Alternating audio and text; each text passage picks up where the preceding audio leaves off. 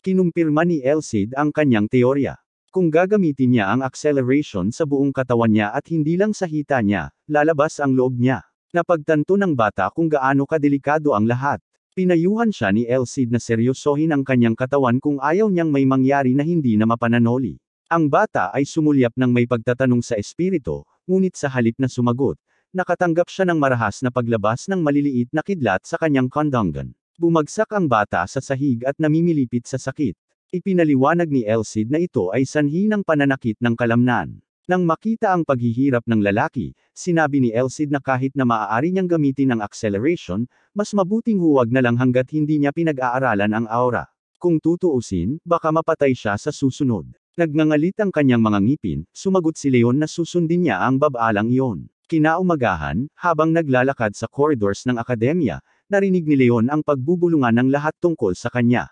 Namangha ang mga mag-aaral na nagawa niyang talunin ang isang marangal na estudyante at inihayag ang paggamit niya ng mga potion para tumaas ang kanyang lakas. Napangiti si Leon sa mabilis na pagkalat ng tsismis. Dagdag pa ni Elcid, natatawa siya sa paraan ng pagbibigay katwiran ng mga palalong maharlika sa kanilang pagkatalo. Biglang sumulpot si Chloe sa harapan ni Leon. Umiti sa kanya ang dalaga in a friendly manner. Natarante si Leon. Naalala niya ang marahas niyang pag-iwas sa pakikipag-usap sa dalaga at ngayon ay nahihiya siya rito. Nagpasya siyang hindi na ulitin ang kanyang pagkakamali, kaya lumabas sila ni Chloe sa bakuran at umupo sa isang bangko para mag-usap. Nalilitong tanong ng bata kung bakit siya nandito. Tutal, may alchemy ang klase niya ngayon. Nakangiting inisip ng lalaki na si Chloe ay nagsimulang maglaktaw. Tinawag ni Chloe na tanga si Leon at sinabing nakansela ang lesson dahil sa sakit ng guro. At gayon paman, hindi ba niya kayang makita siya? Bumantong hininga ang dalaga at sinabing napansin niya ang laki ng pinagbago ng lalaki. Kakaiba rin sa kanya ang pag-iwas nito sa kanya. Gusto niyang malaman kung ano ang mali. Bukod dito, labis na nag-aalala ang dalaga sa katotohanang nakikipaglaban si Leon sa mga maharlika. Nag-aalala sila ni Leon sa kanya. Nalungkot si Leon sa pagpapakaba kay Chloe. Nagtataka ang lalaki kung bakit siya ngayon ay napakadali at casual na nakikipag-usap sa kanya. Sa kanya napagtanto na hindi na siya mahina at hindi na masyadong nag-alala si Chloe. Dati galit na galit siya sa buhay niya kaya araw-araw niyang sinasaktan ang sarili niya. Ngunit sa espada nagbago ang lahat.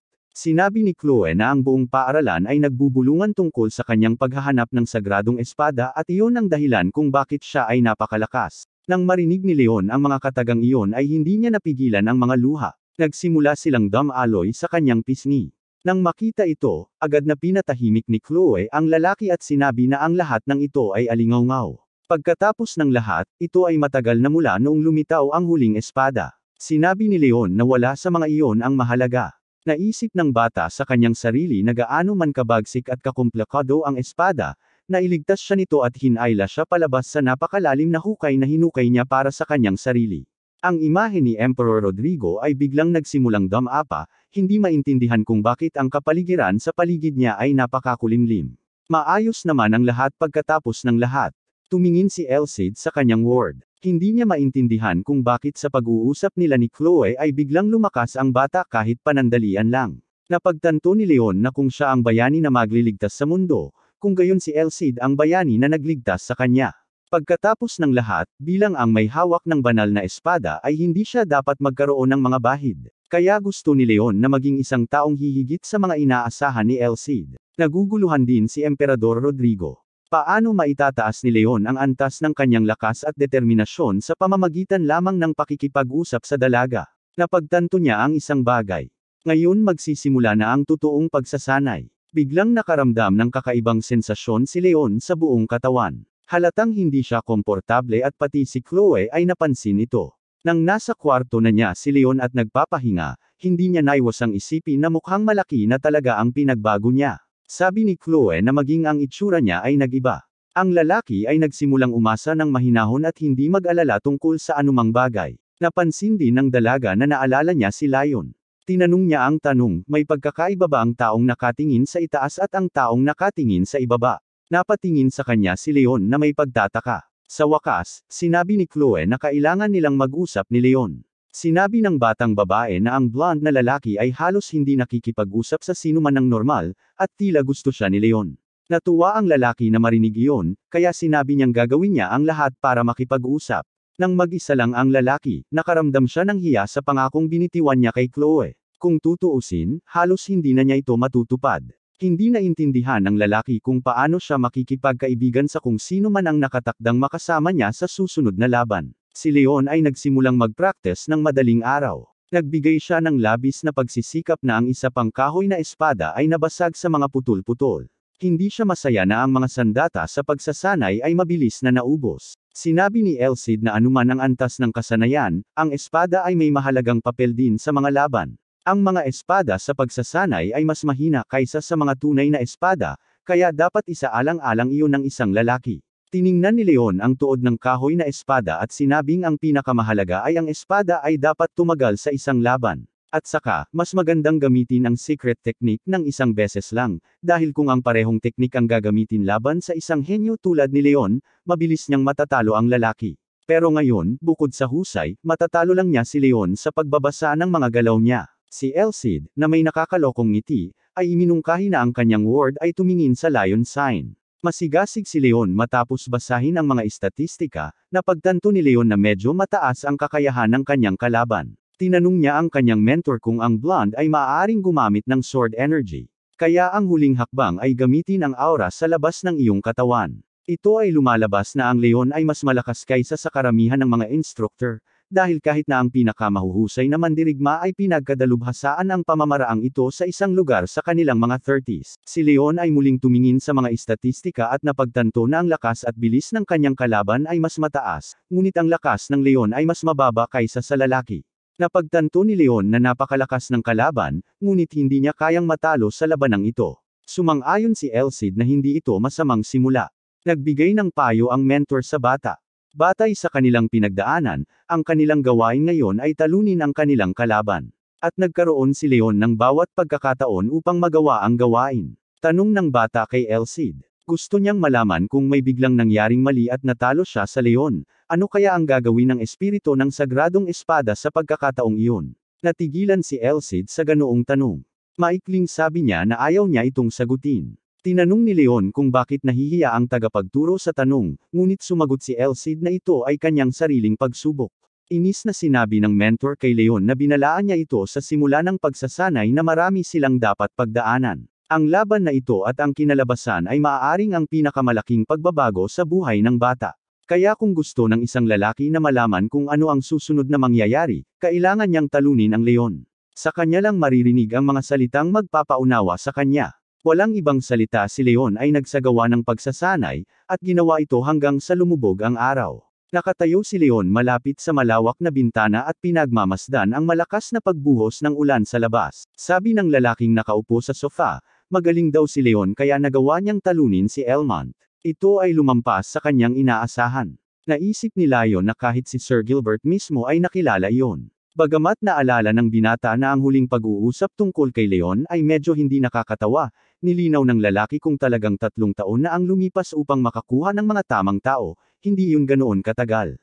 Napansin din niya na natalo ni Leon ang pangalawang anak ng Count na may katawan na walang aura. Nangangahulugan ito na ang kanyang potensyal ay hindi dapat pagdudahan. Sinabi ni Lion na nakatanggap siya ng text mula kay Leon ngayon na nagsasabing handa na siya sa kanilang laban. Tuwang-tuwa si Sir Gilbert nang marinig niya ang balita. Nangangahulugan ito na malapit nang bumalik sa normal ang mga bagay. Nagpasya si Lion na hindi niya hahayaang manalo si Leon. Kailangan niyang ipakita sa bata ang kanyang lugar. Isa pa, inisip ng blonde na kapag nanalo siya, baka makuha niya ang pabor ni Chloe na laging mas interesado kay Leon. Nagpatuloy ang pagkulog at pagkidlat, na pinutol ang kalangitan sa itaas ng Imperial Academy na may maliwanag na kidlat. Naglakad-lakad si Leon sa koridor ng Academy at napagtantong nakangiti na tila siya lang ang pinag-uusapan ng lahat. Nagbulungan ng mga estudyante na ang bayani ng Holy Sword ay nakikipaglaban para sa kanyang kinabukasan. Pumasok si Leon sa sparring room kung saan sinalubong siya ng instructor na si Helmut. Napansin ng bata na napakatahimik ngayon. Sinabi ng lalaki na iyon ang kalagayan ni Leon. Sinabi ng instructor na hindi tulad ng lahat ng mga nakaraang laban, gusto niyang lumaban ng walang pag-iingat at tumutok lamang sa labanan. Isang tagamasid lamang ang naruroon. Agad namang naisip ni Leon kung sino ang tagamasid na ito at para saan siya pupunta doon. Pagkatapos ng lahat, ang magtuturo ang magiging hukom. Sabi ni Elcid sa mapaglarong boses na malamang si Chloe iyon. Ang mga salitang ito ay ikinagalit ni Leon. Sinigawan niya ang kanyang mentor, nagtatanong kung bakit sa tingin niya ay siya iyon. Sumagot si Elcid na naisip niya dahil akala ni Leon ay may espesyal na pagsasama sa pagitan nila ng dalaga. Sinabi ni Elcid na gusto ng blonde na gamitin ang laban na ito upang patunayan ang kanyang kadakilaan sa kanya at sa lalaki, na parabang siya ang hari at si Leon na lingkod, at nagkaroon ng alitan sa pagitan nila tungkol sa isang babae. Ang mga salitang iyon ay talagang ikinagalit ng lalaki, lalo na pagkatapos niyang maalala ang mga kahilingan ni Leon na gawin siyang kanyang basalyo kung siya ay matatalo. Ngayon ay malinaw na ang dahilan kung bakit naging tagamasid si Chloe. Ito ay isang mahusay na pinag-isipang plano, ang resulta nito ay nalaman ng maaga. Ito ay isang paraan ng paninindigan sa sarili sa kapinsalaan na napangiti si Leon ng malungkot, napagtanto na ang kanyang kalaban ay walang awa sa sinuman, maging si Chloe o siya. Napagtanto ng bata na si Leon ay talagang isang lalaking may dugong bughaw. Sanay siyang magpasakop sa mga tao at makipaglaro sa kanila ayon sa gusto niya. Nakalulungkot na umiiral pa rin ang gayong hierarchy. Hindi kapani-pani walang nagalit si Leon sa napagtanto kung ano ang hitsura ng kanyang kalaban sa loob. Hindi niya ito nagustuhan. Hindi maintindihan ni Elcid kung bakit ganoon at galit ang kanyang ward. Sinabi lamang ng bata na sigurado na siya sa kanyang mga aksyon ngayon. Magkakaroon ng magandang aral si Leon ngayon. Nagkita ang mga lalaki sa gitna ng sparring arena. Si Helmut, ang instructor, ay tumabi sa kanila. Leon quip na Leon ay huli, na kung saan ang lalaki ay sumagot na ito ay ang blonde na dumating masyadong maaga. Sinabi ni Leon sa kanyang kalaban na alam niyang may ibang makakasama kaya napaisip siya kung nasaan ang kanilang bantay. Tumawa si Leon at sinabing hindi niya ito nakikita mula rito. Tanong niya sa bata. Kung natalo ba siya, pagsisisihan ba niya ang kanyang ginawa? Ayaw ni Leon na maging prangka sa larangan ng digmaan. Kaya naman aniya, walang nakakaalam kung ano ang mangyayari sa hinaharap. Ayaw magtagal ng lalaki kaya inalok niya ang blonde na simulan na agad ang laban. Pero sabi niya maghintay ng kaunti. Inilabas ni Leon ang isang vial sa kanyang bulsa at naglabas ng isang tableta sa kanyang palad. Agad naman itong nilunok ng blonde na lalaki dahilan para matarante si Leon. Nag-aalalang tanong niya, ano ang nak-ay niya? Ipinaliwanag ni Leon na ito ay isang espesyal na gamot na pinipigilan ang aura. Nangako siya na hindi niya ito gagamitin, ngunit maaari itong magpakita mismo, at kung gagawin niyon, siguradong mawawala si Leon. Hindi nagustuhan ni Leon ang katotohanang pinuprotektahan siya ng kanyang kalaban mula sa kanyang kapangyarihan. Inayos ng mga lalaki ang kanilang mga paninindigan sa pakikipaglaban at naghanda para sa pagsisimula ng labanan. Kakaiba, ngunit hindi man lang nakaramdam ng puot si Leon mula sa kanyang kalaban. Gayunpaman, kailangan niyang maging mapagbantay. Inihayag ni Instructor Helmut sa malakas na boses ang pagsisimula ng sparring session. Tinawid ng mga lalaki ang kanilang mga espada, kaya nagsimula ang labanan. Nagsimulang gumawa ng sunod-sunod na suntok si Leon at napakalakas ng mga ito kaya naglipa na ang mga spark mula sa mga espada. Kapansin-pansin na ang lalaki ay gumugol ng maraming oras sa pagsasanay. Pinaigting ni Leon ang buong katawan, pilit na nilalabanan ang lakas ng mga suntok na yon. Napagtanto niya na kung magpapatuloy ito, hindi siya tatagal ng 30 segundo. Ilang suntok pa ang ibinato ni Leon. Nakayanan sila ni Leon, ngunit nang subukan niyang iwaksi ang espada, napagtanto niya kung gaano ito kalakas. Nagpasya ang lalaki na ilapat ang pamamaraan ni Rodrigo laban kay Leon, ngunit kahit na sa kanya, ang mga aksyon ng kanyang kalaban ay tila hindi nababasa. Napabuntong hininga si Leon at napagtantong kailangan niyang kumalma. Ang pinakamahalagang bagay ay upang magkaroon ng kahulugan sa kung ano ang nangyayari pagkatapos ng lahat. Hindi iyon ang unang araw na nakalaban niya ang blonde. Ipinagpatuloy ng mga lalaki ang pakikipaglaban, sinusubukang patumbahin ang espada mula sa mga kamay ng kaaway. Si G. Gilbert na nakatingin sa gilid ng labanan ay hindi makapaniwala na talagang labanan ito ng mga estudyante ng akademya, lalo na't hindi nila ginagamit ang kanilang aura. Namangha rin si Instructor Helmut sa paraan ng pakikipaglaban ng mga batang ito. Ang kanilang lalim ng swordsmanship at fighting spirit, kahit kumpara sa knights, ay nasa mataas na antas. Napagtanto ni Leon na ang kanyang kalaban ay isang halimaw lamang sa labanan, ngunit ipinangako niya sa kanyang sarili na kakayanin. Ang mga spark mula sa kanilang mga espada ay lumipad sa iba't ibang direksyon, at si Mr. Gilbert ay nakatayo lamang at nagtataka. Alam ni Leon na ang kanyang kalaban ay isang henyo, ngunit si Leon ay nakikipaglaban halos sa kanya, at siya ang hindi pa nakakabisado ng aura. Sa lahat ng oras na ito ay naging matulungin si Leon, gaya ng itinuro sa kanya ni Elcid. Pero ngayon lang niya nabasa ang galaw ng kalaban. Ibinaba ni Leon ang kanyang espada at umikot, naghatid ng sunod-sunod na suntok. Hindi inaasahan ni Leon na magiging matagumpay ang mga maniobra na ito, ngunit nagawa ng kanyang kalaban na gupitan ang isang hibla ng blonde na buhok sa kanyang ulo. Sa hindi malamang dahilan, naaninag lang ni Leon ang unang suntok ng blonde. Ipinapalagay niya na si Leon ay nagplano na ubusin siya ng pisikal mula sa simula. Ito ay hindi isang masamang diskarte, ngunit si Leon ay may sariling diskarte. Sa patuloy na pagtatanggol sa sarili, nagawa niyang bawasan ang kanyang tibay, unti-unting nabawasan ang bentahe ng kanyang kalaban. Ito ay isang taktika na hindi nagpapatawad ng mga pagkakamali. Sa bawat oras na ang pakiramdam ng tagumpay ay lalong lumalago sa loob ni Leon. Kailangan niyang suwayan ang kagustuhan ng kanyang kalaban kung hindi ay hindi na siya susuko ni Leon. Napansin ni Leon na gagamitin na ng kanyang kalaban ang purong low skill. Talaga bang gagawin niya ito dito? Ang kakanyahan nito ay ang lahat ng atensyon ay nakatuon sa mga kalamnan at daloy ng dugo, na nagdaragdag ng mga puwersa na lampas sa katawan. Ngunit kailangan niyang mag-ingat, dahil hindi niya ginagamit ang kanyang aura at itinaya ang kanyang buhay. Nagpasya si Leon na ito ay isang magandang oras upang ilapat ang acceleration sa maximum. Ginawa niya iyon at naiwasan niya ang suntok ng kanyang kalaban. Natarante si Leon. Hindi niya maintindihan kung paano nakaiwas ang kanyang kalaban. Sakto namang nakabawi si Leon, ngunit nahawakan pa rin ng espada ang braso niya, at ngayon ay dumudugo ito ng husto.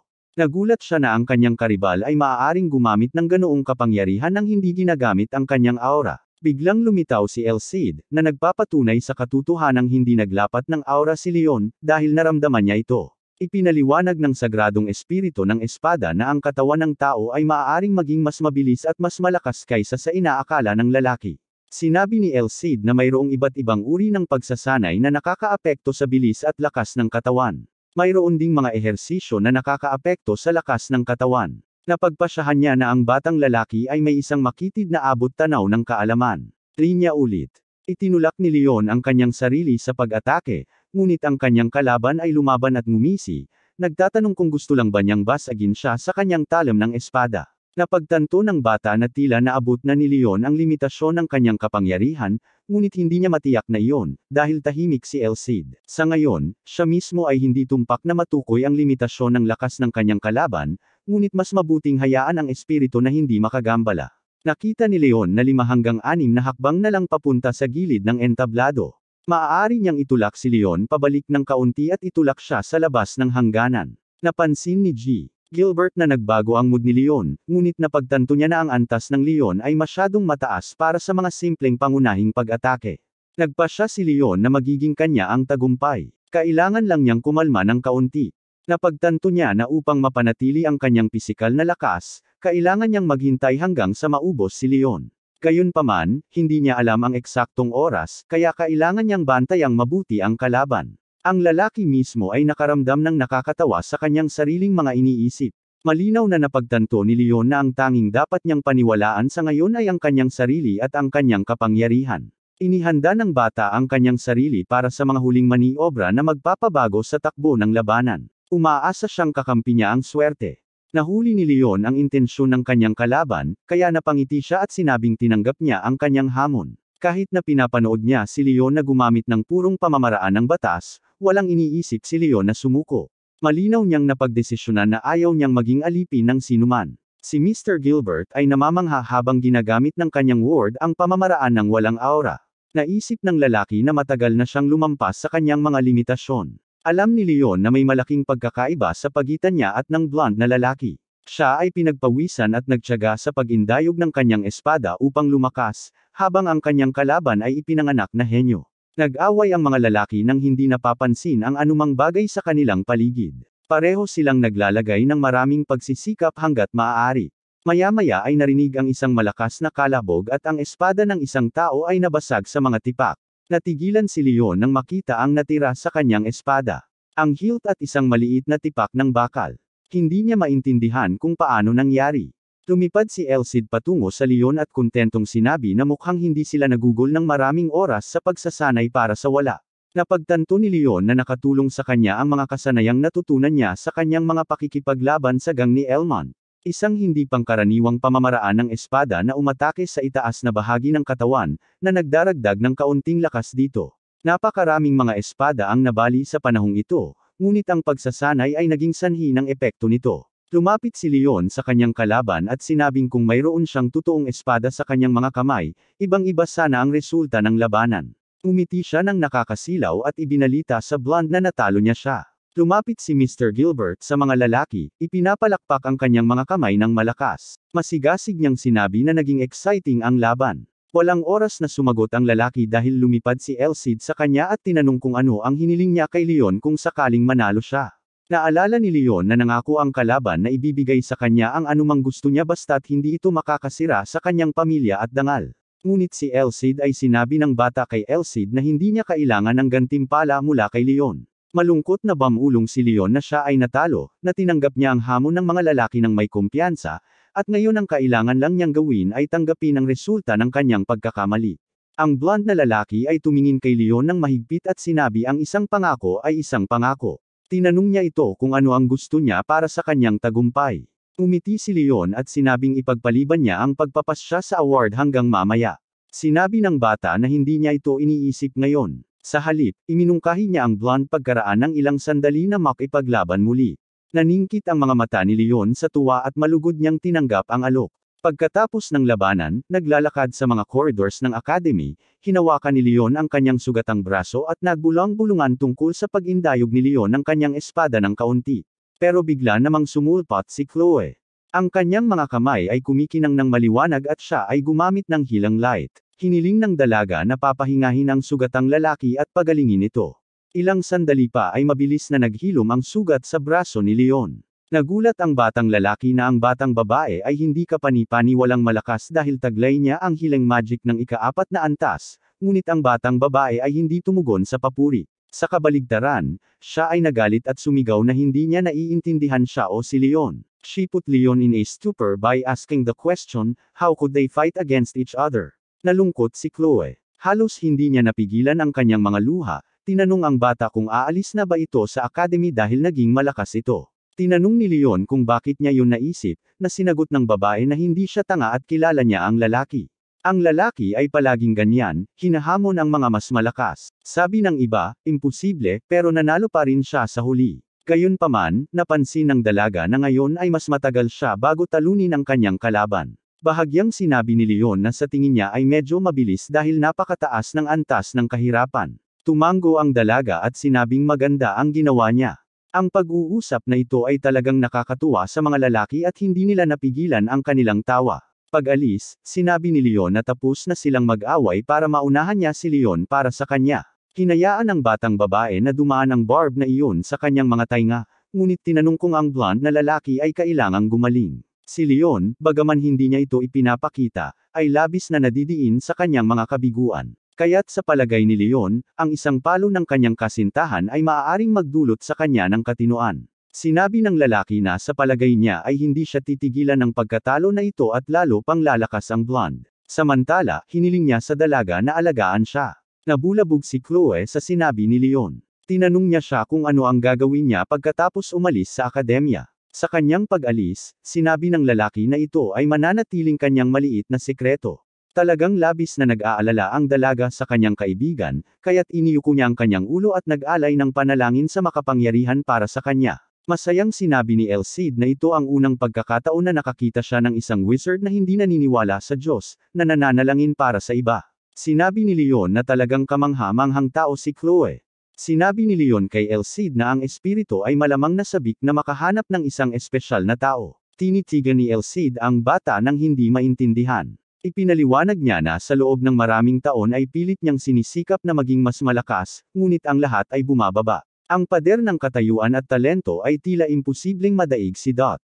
Siya ay nakipaglaban sa damdamin ng pag-abandona sa lahat ng oras, ngunit ang pakikipagtagpo sa espiritu ay nagbago ng lahat. Ang nakamamatay na pagtatagpo na ito ay nakatulong sa kanya upang madaig ang kanyang sarili at maging mas malakas, na siya namang naglabas sa kanya mula sa mga anino. At ngayon ay malapit nang maging bayani si Leon. Kung tutuusin, sa kanyang palagay, walang sino man sa mundong ito ang kasing espesyal ng isang bayani. Nang marinig ito, tumawa si Elcid at tinawag na snob ang bata. Inakala ni Leon na ang espiritu ay nabigo sa kanya, ngunit siya ay tumugon na sa tingin niya ay normal na nais na maging isang bayani. Sabi ng mentor, kung magsisikap ka at hindi susuko sa kalagitnaan, makakamit mo ang lahat ng gusto mo. Ang pagnanais ay ang kapangyarihan na nagpapatunay sa sangkatauhan. Nagulat si El Cid kay Leon sa pagsasabi sa kanya na ang bayani ay hindi dapat siya ang orihinal, ngunit ang kanyang karibal na si Leon. Sinabi ng espiritu na ang buong pangalan ng blonde na lalaki ay Leon Callum Gladius von Clyde. Nangangahulugan iyon na siya ay kabilang sa imperial na pamilya ni Clyde, at ang espada ay kailangang pumunta sa kanya. Napagtanto ni Leon na ang kanyang karibal ang gagawa ng perpektong bayani. Hindi siya makapaniwala na napunta sa kanya ang kaluwalhati siyang dapat tinatamasa ni Leon.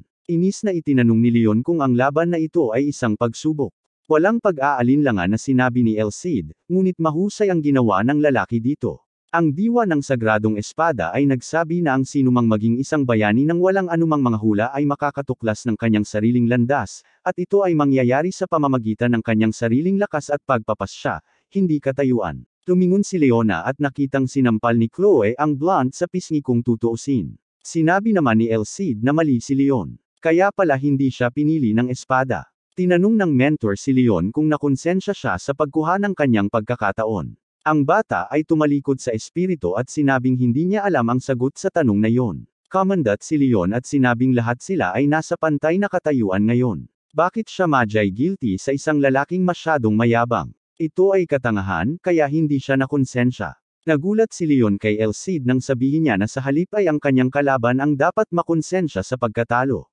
Lalo na dahil pinili siya ng espiritu ng dakilang bayaning si Rodrigo, ang banal na espada na si El Cid. Kaya wala siyang oras sa kalokohan ngayon. Tumango si El Cid bilang pagsang-ayon. Nagustuhan niya ang ugali ng bata. Kinaumagahan, nag-apply si Leon para sa pagpapatalsik sa academy.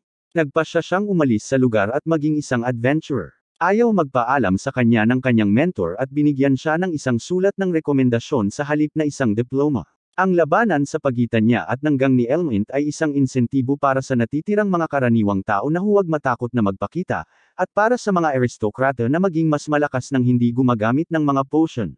Natuwa ang bata na nagbigay siya ng pag-asa para sa magandang kinabukasan, ngunit hindi na siya babalik sa academy na ito. Nagsisimula ang isang bagong kwento. Si Leon ay papunta sa Blaine, isang libreng bayan kung saan nagtitipon ang mga adventurer. Dumaan ang landas ni Leon sa isang masukal na madilim na kagubatan na nakakatakot sa misteryo at mga naninirahan dito. Kapag sa lugar na iyon, ang lahat ng lalaki ay nais na gawin ay lumabas sa kagubatan at sa wakas ay dumating sa lungsod. Ang pagkakita sa balangkas ni Blaine ay tila hindi kapani-pani walang malayo. Kalahating buwan na ang nakalipas mula nang umalis si Leon sa academy. Sabik siyang humiga sa komportableng kama at makapagpahinga. Inilibot ni El Cid ang kanyang mga mata at sinabing hindi naman nakakatakot ang kagubatan. Dapat magpasalamat ang bata na nasanay ng husto ang espiritu sa kanyang tibay. Ironically sinabi ni Leon na talagang hindi siya mabubuhay kung wala ang tulong ni El Cid, ngunit talagang nagpapasalamat ang bata sa espiritu. Kalahating buwan na ang nakalilipas, pumasok sila ni Leon sa kagubatan na ito para ay shortcut ang daan patungo sa Blaine. Nakakatakot at hindi pamilyar sa una, lalo na't minsan ay inaatake sila ng mga duwende. Napagtanto ng bata na kung hindi dahil kay El Cid at sa kanyang pagsasanay sa academy, hindi siya mabubuhay ngayon. Nagawa pa ni Leon na gamitin ang Holy Sword nang salakayin sila ng isang gang ng mga duwende. Sa lahat ng mga araw na iyon sa kagubatan, para siyang muling sinanay at sinanay ni El Cid. At kahit na tumagal ang bata upang harapin ang panganib sa opinyon ng kanyang tagapagturo, ang mga goblins na iyon ay nagkaroon ng isang disenteng dami ng problema. Naging napakalakas ni Leon na winasak niya ang lahat ng nagbabanta sa kanya sa loob ng 10 segundo. Napagtanto ng bata na tiyak na naging mas malakas siya kaysa bago siya pumasok sa kagubatan na ito. Isa lang ang nasa isip niya ngayon, ang labanan ang mga bagong halimaw. Namangha si El Cid sa kung gaano motibasyon ang kanyang singil. Sinabi ng mentor na maghintay siya ng kaunti pa dahil siya ay walang karanasan. Kailangan niyang makakuha ng karanasan upang mapuno ang kanyang baso hanggang sa labi, at kahit gaano pa niya ibuhos, lalago ang kanyang kapangyarihan.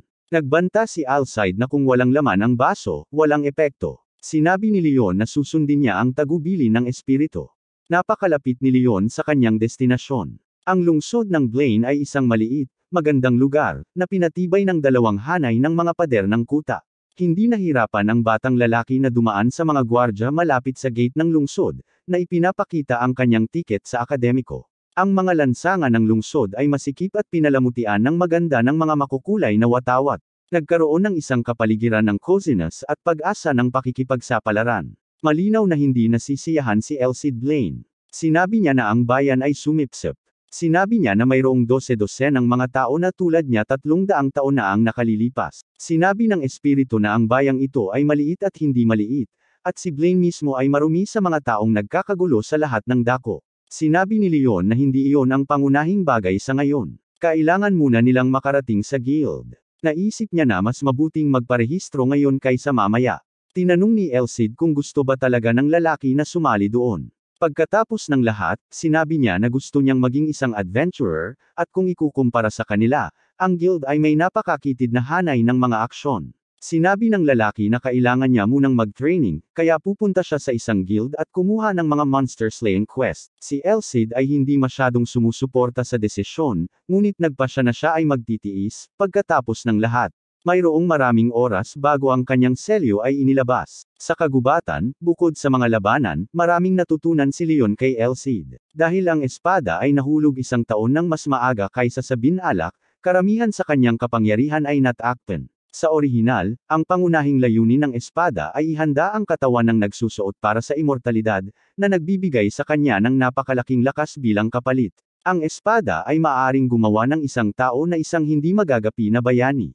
Ang aura ay magpapalakas sa kanyang kakayahan at katawan. Napagtanto ni Leon na sa ngayon ay kailangan niyang matutunan kung paano gamitin ang kanyang espada ng matatas. Mangangailangan niyo ng aura, kaya dapat niyang pagbutihin ang kanyang mga kasanayan. Habang nag-iisip ang bata, hindi niya napansin kung paano niya narating ang magandang gusaling kinalalagyan niya.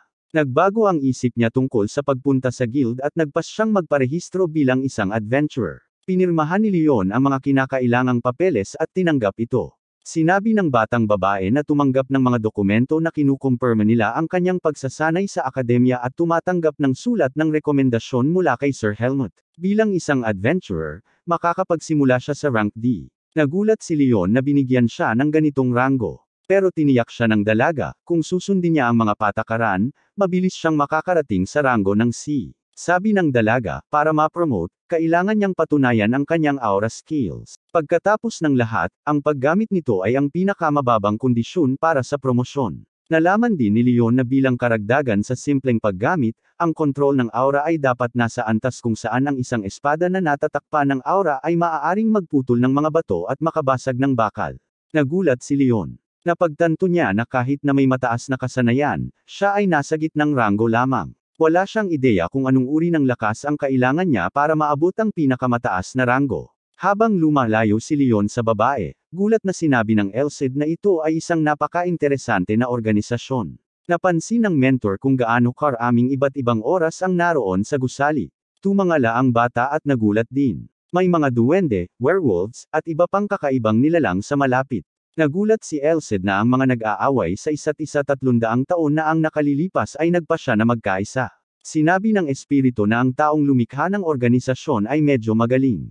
Nag-ambala sila sa mga pag-iisip na ito ng isang batang babae na nagsabi sa kanila na kumpleto na ang proseso ng pagpaparehistro. Kung nais ng lalaki na opisyal na magsimulang magtrabaho, kailangan niyang tanggapin ang isang kahilingan ng libre. Nalito si Leon sa pangungusap na ito. Pero sabi ng dalaga, ang ibig sabihin ng pagiging adventurer ay pagkakaroon ng guild certificate. At sa simula, kailangang patunayan ng isang lalaki na kaya niyang maging isang adventurer. Bulong ni Elsid sa isang inis na Leon na hindi naging madali ang lahat. Ang libreng pagtatanong ay nagdala kay Leon sa isang hindi gaanong magandang lugar. Isang alkantarilya ng lungsod na may mabahong dumi sa alkantarilya.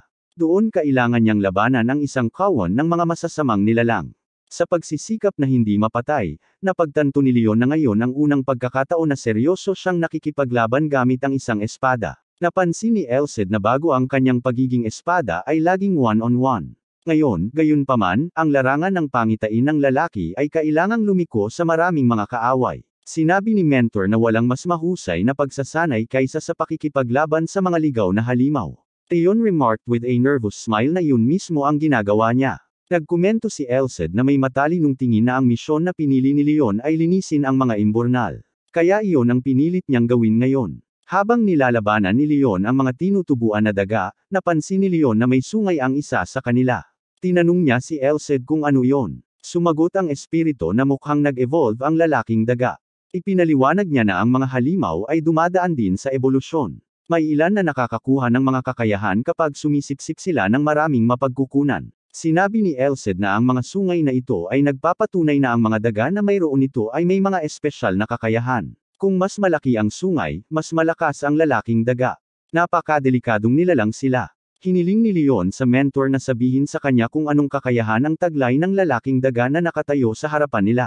Sa halip na sumagot, sinabi ng mentor na magandang ideya na labanan siya ng one-on-one. Napagtanto ng lalaki na hindi siya maghihintay ng sagot, kaya inihanda niya ang kanyang banal na sandata upang labanan ang isang bago, mapanganib na kalaban. Umindayog si Leon sa sarap at hiniling sa lalaking daga na ibigay sa kanya ang kanyang sungay.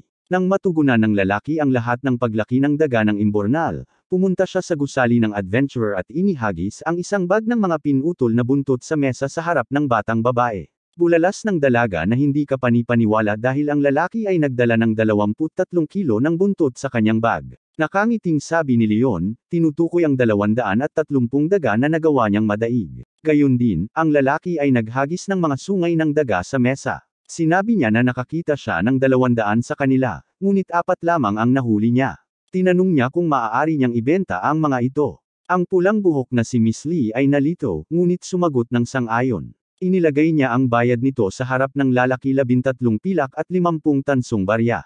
Ito ay higit pa sa inaasahan ni Leon. Ipinaliwanag ni Miss Lee na ang mga sungay ng daga ay medyo mahal at mataas ang demand. Sinabi ng dalaga na si Leon ang unang nakatapos ng kanyang misyon ng maayos. Laking gulat niya. Idinagdag ni Miss Lee na mas magugulat siya kung ang lalaki ay nakapagdala ng isang live na rat catcher dito. Panaginip niyang sinabi na umaasa siyang masupol ni Leon ang lahat ng 3 evolutionary species. Inakala ng dalaga na ganoon din siya kagaling sa kanyang aura. Umiwas ng tingin ang bata at tahimik na napakamot sa ulo. Hindi niya sinabing hindi pa niya ito kabisado. Binati ni Miss Lee si Leon sa pagiging nakarehistro bilang opisyal na D-level adventurer mula sa araw na ito. Inabot niya ang isang maliit na kahon. Pagbukas nito, ipinakita niya ang plato at sinabing ang selyo nito ay sumisimbolo sa malayang lungsod ng Blaine. Tinanong ng bata kung maaari niya itong gamitin sa anumang paraan na gusto niya. Sumagot si Miss Lee. Gayunpaman, idinagdag niya na kung siya ay mas mababa sa ranggo B, ang kanyang mga parameter ng misyon ay gagawing pangalawang prioridad. Paliwanag ng dalaga, isa itong hakbang para maiwasan ang mga taong naghahanap lamang ng mapagkakakitang misyon. Tiningnan ni Leon ang plato sa kanyang mga kamay at napagtanto na hindi na siya estudyante ng academy, at ang bagay na ito ay nagpatunay na siya ay isang adventurer. Sa paghihiwalay, idinagdag ni Miss Lee na kung ang isang lalaki ay may espesyal na kahilingan na gusto niyang gawin, ipaalam sa kanya. Kahit maliit ang bayad, susubukan niyang tumulong. Nang makaalis na si Leon sa gusali, sinabi sa kanya ni Elsid na ang ginang sa likod ng counter ay tila napagkamalan siyang pinakamalakas na bayani. Nahihiya namang tanong ng bata kung bakit niya iyon naisip. Ipinaliwanag ng espiritu na ang lalaki ay walang pera o katanyagan. Nagboluntaryo siya para sa isang mahirap na misyon. Mula noong sinaunang panahon, ang mga bayani ay hindi naghahayag ng kanilang pagkakakilanlan hanggang ang mga tao mismo ay isinasaalang-alang ang taong may bayani. Sinabi ni Elsid na malapit na nilang malaman kung maaaring maging bayani ang bata. Sumagot si Leon na hindi niya kailangan ang dagdag na atensyon. Sinabi ng espiritu na walang nakakaalam kung ano ang susunod na mangyayari. Siguro mga dekada mula ngayon, ang lalaki ay magiging isang alamat sa guild na ito at pag-uusapan na parang isang bayani mula sa isang libro. Kung iisipin, masaya si Leon sa hinaharap bilang pangkalahatang paborito. Ang pangunahing bagay ay dapat itong maging mabuti para sa mga tao. Sinabi ng batang lalaki kay Elsid na mananatili siya sa Blaine ng ilang sandali, dahil hindi ito isang masamang pagkakataon upang palakasin ang kanyang mga kakayahan. Nagpasya si Leon na aalis na siya sa mga adventurer kapag naabot niya ang rango B. Naisip niya kung gaano ito katagal. Si Elsid, nang may katiyakan, ay nagsabi na ang 100 araw ay magiging sapat na para sa batang lalaki. Sinabi ng kanyang mentor na sasanayin niya siya sa loob ng 6 na buwan na may pinaigting na mga sesyon, dahil mas maaga siyang lumakas, mas mabuti. Sinabi ng espiritu na ang katotohanan na ang kanyang apprentice ay nanghuhuli ng mga daga sa mga imburnal ay isang malaking dagok sa kanyang pagmamataas. Hindi sumang-ayon ang bata dahil sa tingin niya ay isa itong normal na part-time na trabaho. Sinabi ni Elsid na kailangang maging malakas si Leon para talunin kahit isang dragon kung kinakailangan. Nagalit si Leon sa sobrang demanding ng kanyang mentor. Tinanong niya kung masyadong maraming ranggo ang naiwan niya. Sinabi ni Elsid na ngayon ay ganap na natutunan ng bata ang mga kakayahan na ibinigay sa kanya, ngunit kailangan niyang maging mas malakas sa mga laban. Pagkatapos ng lahat, sa pamamagitan ng pagkatalo sa mga halimaw, magagawa niyang sumipsip at maipan ang kanilang lakas. Naalala niya na ang espiritu ay nagsabi sa kanya noon tungkol sa koneksyon sa pagitan ng aura at halimaw, ngunit bago iyon, naisip niya na ang pinakamabilis na paraan upang bumuo ng aura ay ang pag-inom ng potion. Idinagdag ni Elsid na kung tutuusin, kahit sino ay maaaring sumipsip ng kapangyarihan ng halimaw at gawin itong sariling aura, ngunit itinago ito ng mga maharlika at royalty para sa kanilang sariling kapakanan. Ang bagong kaalaman ay nagudyok kay Leon na maging mas malakas, ngunit kahit na lamunin mo ang 1,000 daga, hindi ito magiging sapat. Dapat siyang manghuli ng mas malalakas na halimaw. Sinabi ng mentor na kapag nasanay na ang lalaki, maaari na niyang manghuli ng kahit na mga dragon. Pagkatapos ng lahat, ang isang banal na espada ay hindi isang scavenger na palaging naglilinis ng mga daga sa mga imbornal. Nang lumabas si Leon sa mga imbornal, hiniling niya kay Elsid na gamitin ang kakayahan sa paglilinis. Ang espiritu ay tila hindi gustong gamitin ang kanyang kapangyarihan para sa mga bagay na ito. Tinanong ng bata kung bakit napakahalaga para sa espiritu na magsimulang manghuli ng mga dragon. Sagot ni Elsid, dahil ang susunod nilang target ay ang mga bundok ng mga Titans. Nagulat si Leon sa pahayag na ito. Pagkatapos ng lahat, kahit na ang mga dragon ay hindi makapasok sa lugar na ito. Ito ay isang lupain na pinamumunuan ng isang Titan. Tinanong ng bata kung bakit pupunta ang isang espiritu sa isang lugar na hindi nito nasakop. Maikling sagot ni Elsid na makakabuti ito sa kanya. Totoong nandoon ang katawan ni Emperador Rodrigo, na hindi binanggit ng espiritu. Sa halip, iminungkahi niya na magtakda siya ng layunin na makarating doon sa loob ng 6 na buwan. Seryosong nag-isip si Leon, dahil ito ay isang mapanganib na lugar, ngunit sinabi ni Elsid na kakayanin niya ito. Pagkatapos ng ilang pag-iisip, sinabi ni Leon na nagtiwala siya kay Elsid. Sumagot siya na kung ganoon ay magsisimula kaagad ang infernal training. Sa pagpasok sa gusali ng adventurer, hinarap ni Leon ang pangungutya. Tinawag nila siyang pusa at tinanong kung papatayin ba niya ang mga daga ngayon. Nagbubulungan ang iba, nagtatanong sa isa't isa, pusa ba talaga ang batang ito? Daan-daang daga daw ang pinapatay niya araw-araw. Naging sikat si Leon dahil sa madalas niyang pangangaso ng mga daga. Ngayon ay mayroon siyang palayaw na cat. Nang dalhin niya ang bag ng mga buntot, tinanong ni Miss Lee kung kulang ba ang biktima ngayon. Sumagot si Leon na halos wala na siyang nakikitang daga ngayon, at mas kaunti ang mga ito sa bilang. Para bang natatakot sila sa kanya. Sinabi ng batang babae na ang mga daga ay hindi ganoon katalino, dahil hindi nila bagay ang katalinuhan. Ang bata ay hindi nagkomento tungkol doon, ngunit hiniling na makita ang iba pang mga gawain. Excited na inilatag ni Thoughts ang 4 na sheet ng papel sa harap ni Leon at sinabing may 4 na special orders. Pinag-aralan ni Leon ang bawat kaso at napansin ang isang napakatandang order. Sinabi ni Elsid na ang lalaki ay gumawa ng isang medyo kawili-wiling pagpipilian, dahil ang sweldo ay hindi ganoon kalaki.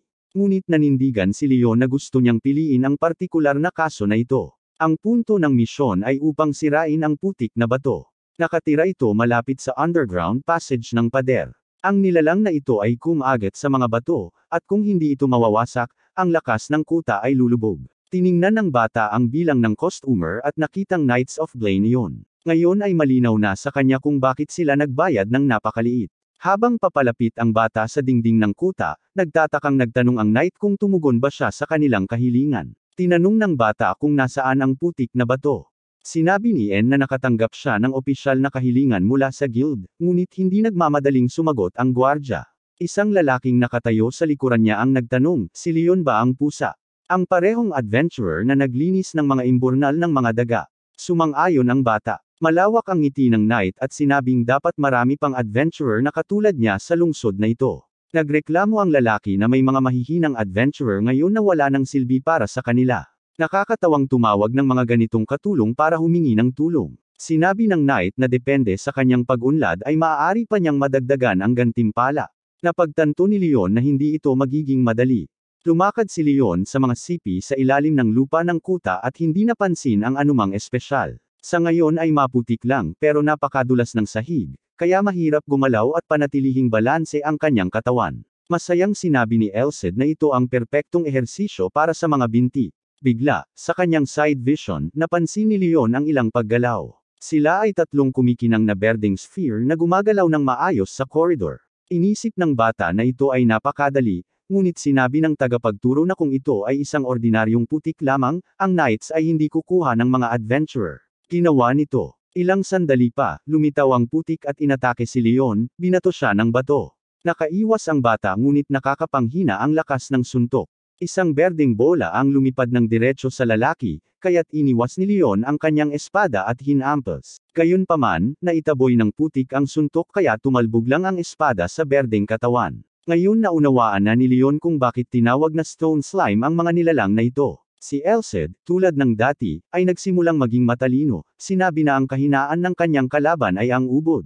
Kung ang core na ito ay nasira, ang putik ay masisira, anuman ang mga kakayahan na taglay nito. Ngunit iba ang mga putik ng bato. Nag-imbak sila ng hindi mabilang na mga bato sa loob nito. Tumilikha ito ng hindi maarok na baluti sa paligid ng core. Ito ay isang napakadetalyadong paraan ng pagtatanggol, kaya ang bagong adventurer ay nagkaroon ng isang mahirap na gawain sa kanyang mga balikat.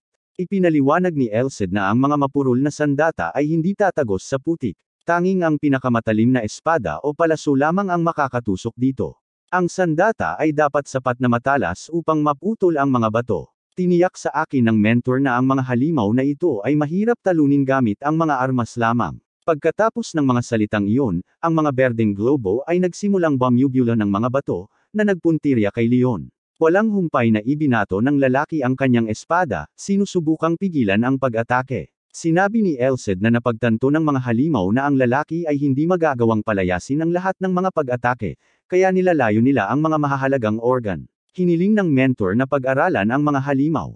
Inilista ni Leon na ang distansya kung saan magsisimulang magpaputok ang mga slime ay 5 metro. Mayroong bahagyang pagkaantala sa pagitan ng mga pag-shot.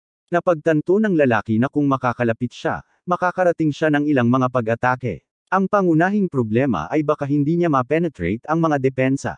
Kailangang magkaroon ng ilang paraan upang maputol ang core habang umiiwas sa mga pag-atake. Si Elsed ang nag-udyok, habang pinagmamasdan ng mga galaw at lumilipad na mga bato, ang isang tao ay magkakaroon ng oras upang mabutas ang katawan ng putik ng banal na espada. Ngunit ang pangunahing kahirapan ay kailangan mong iwasan ang mga pag-atake ng mga nilalang na ito ng mabilis at mahusay hanggat maaari. Naisip na ni Leon kung gaano kahangahangang madudurog ang kanyang mga kalaban. Tinanong ni Guy si Elsed, sa kanyang opinyon, maaari ba siyang tumagos sa kaibuturan? Sumagot ang mentor na ito ay magagawa lamang kapag ang putik ay lumikha ng butas sa apoy. Saglit na huminto ang pagdaloy ng mga bato sa loob ng halimaw. Sabi ng mentor, ito ang moment na nagiging vulnerable ang kalaban. Sa husay ng lalaki, ito ang magiging perpektong sandali para umatake. Galit na nagtanong si Leon kung bakit natagalan ang espiritu sa pagpaliwanag. Nakipag-away ang lalaki at nagpa siya na obligado siyang harapin ang misyon na ito. Nagmadali siyang salakayin ang unang malansa na halimaw at tamaan ang target, sinisira ang core mula sa gitna. Walang puwang para sa pagkakamali. Bawat segundo ay binibilang, dahil nababasa ng mga halimaw ang mga galaw ng lalaki mula sa mga vibrations ng sahig. Napagtanto ni Leon na kailangan niyang gumamit ng stepping technique upang maabot ang kanyang mga kaaway na halos hindi mahahalata. Si Leon ay nagsimulang maingat na lumapit sa putik. Ngunit hindi niya nagawang makalayo sa kalagitnaan bago bumagsak sa kanya ang isang torrent of rocks. The guy clenched his teeth with all his strength and tried to endure this unexpected attack. Nang sa wakas ay imulat niya ang kanyang mga mata, nakita niya na ang pinakamalapit na halimaw ay nakahanda ng umatake, ibig sabihin ay natuklasan niya ang kanyang kahinaan. Gamit ang perpektong sandaling ito para umatake, sumugod si Leon at itinutok ang kanyang espada sa tamang lugar. Natama ng lalaki ang target. Nabutas niya ang kaibuturan at nabasag ang kanyang kalaban sa ilang mabahong berdeng tambak. Habang sinubukan ni Leon na linisin ang kanyang mukha mula sa putik, sinabi ni Elsed na hindi niya akalain na gagawin iyon ng lalaki. Nang makita ang hindi pagkakaunawaan sa mukha ng lalaki, ipinaliwanag ng espiritu na ang tinutukoy niya ay isang panlilinlang na ginawa gamit ang kanyang mga paa na umabot sa antas ng dalawa. Ang lalaki ay nagawang panatilihin ang kanyang balanse sa patag na lupa. Ang pagbabawas ng tunog ng mga paggalaw ay ang mga pangunahing kaalaman lamang. Sinabi ni Elsed na kailangan mong matutong umangkop sa anumang ibabaw, kung ito ay yelo o nasusunog na platinum. Ayon sa espiritu, ang punto ng footwork ay para sa lalaki na magamit ang kapaligiran bilang kanyang sariling teritoryo at kapayapaan. Nakinig si Leon ng kawili-wili sa katotohanan na ang gayong kapangyarihan ay kapaki-pakinabang sa kadahilanang ang isang hindi kanais-nais na kapaligiran ay maaaring mabago at sa sariling kapakinabangan. Napansin ni Elsid na pinalad ang unang leon, ngunit ibinuka niya ang kanyang mga paanang malapad, tila nagpa siya na ibaba ang kanyang sentro ng grabidad. Kaya, umalis siya sa isang nakatayong posisyon kung saan madali siyang makaiwas at makaatake mula sa iba't ibang direksyon.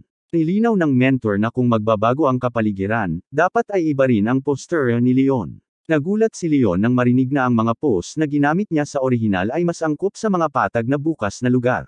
Nilinaw ni Elsid na sa ganitong sitwasyon, siya ay nasa isang lugar na may basang lupa at mababang kisame, na nangangahulugan ng pagsasaayos ng kanyang posture. Itinama ng bata ang posisyon ng kanyang katawan at napansin niya na talagang mas komportable siya. Tumango si Elsid bilang pagsang-ayon, sinabi na ang pakiramdam na ang kanyang katawan ay ang pinakamahusay na pagsasanay. Sinabi ng tagapagturo na para sa pinakamahusay na pagsasanay, ang lalaki ay kailangang huminto sa pag-iwas. Kailangan niyang matutunan kung paano kumuha ng suntok habang pinapaliit ang pinsala. Pinayuhan ni Elsid na subukang kunin ang suntok na para bang gusto niya itong harangan ngunit hindi niya magawa. Hindi naintindihan ni Leon kung paano magiging matagumpay ang paggamit ng gayong mga taktika. Ipinagpatuloy ni Elsid na ilarawan ang mga taktika, na ang ibig sabihin ay hindi subukang mag-atake, ngunit humawak sa isang tiyak na tagal ng panahon. Gayon din, hindi maaaring tumaga ang isa kung wala pang tatlong kalaban. Iritadong sigaw ni Leon na gusto siyang patayin ng demonyong espada. Si Elsid naman ay sumigaw na para lang magkaroon ng karanasan ang bata at masanay sa pakikipaglaban. Habang sinisigawan ni Leon si Elsid, nagtatanong kung bakit napakahirap ng lahat, mas maraming berdeng halimaw ang dumarating sa kanila. Sa ibabaw, hinintay ng mga kabalyero si Leon na lumabas. 3 linggo na ang nakalipas mula nang magsimula ang kanyang misyon. Ngayon ay mahigit 10 oras na siyang nasa piitan. Noong una, hindi naniniwala ang mga kabalyero sa tagumpay ng batang adventurer at inisip na isa na naman itong kabiguan. Gayunpaman, nagsimula siyang lumabas na may isang buong bag ng putik sa bawat oras. Nagulat ang mga lalaki dahil hindi madaling talunin ang mga putik ng bato. Nang marinig ng mga lalaki ang mga yabag na papalapit, mausisa nilang hinintay na lumitaw ang bata. Ngayon si Leon ay may dalang 2 buong bag ng putik. Sinabi ni Leon na ngayon ang huling araw ng kanyang trabaho. Tinitigan siya ng mga lalaki, hindi makapaniwalang wala na ang mga halimaw. Nakangiting sinabi ni Leon na hindi na sila aabalahin ng mga slime. Idinagdag niya na ang mga ito ay lumalaki ng napakabagal, kaya ito ay malinaw sa ilang sandali.